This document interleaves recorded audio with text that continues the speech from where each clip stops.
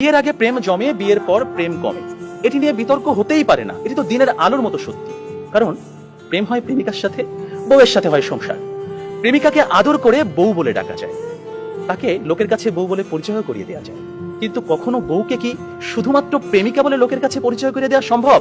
সাহস আছে আপনাদের? সর্বনাশ হয়ে যাবে, ভাত বন্ধ হয়ে যাবে। সুতরাং বিয়ে নামক একটি ঘটনার পর প্রেমিকাই থাকে না। যেখানে প্রেমিকাই থাকে না, সেখানে প্রেম জমবে কিভাবে? সেখানে প্রেম কমবে, প্রেম হারিয়ে যাবে। আবার প্রেমিকের দেয়া 2 পয়সার আলতা, কাঁচের চুড়ি কিংবা সস্তায় কেনা শাড়ি, এগুলো প্রেমের সময় প্রেমিকার কাছে থাকে আদরের, থাকে ভালোবাসার, থাকে যত্নের। কিন্তু বিয়ের পর বউয়ের কাছে এগুলো হয়ে যায় চোখের বিষ। একজন সত্যিকারের প্রেমিকের প্রেমের উপন্যাসে বিয়েই কখনো শেষ পৃষ্ঠা হয় না। কারণ তারা জানে কোনো কোনো প্রেম না পাওয়াতেই পূর্ণতা খুঁজে পায়।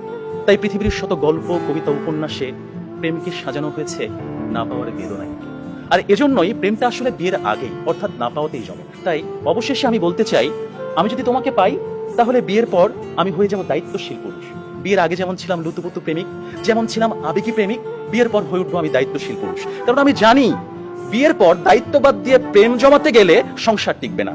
আমি পুরুষ, আমি রাখবো তোমায় বাহুডোরে, কখনো ভালোবাসার আদরে, আবেগী প্রেমিক হয়ে, কখনো বা স্বামীর দায়িত্বে। যেভাবে কবি বলেছেন, সাজিয়ে গুছিয়ে তবুও ঠিক কাব্য করে বলা গেল না, এজন্ম তো কেটেই গেল অসম্ভবের অসঙ্গতে।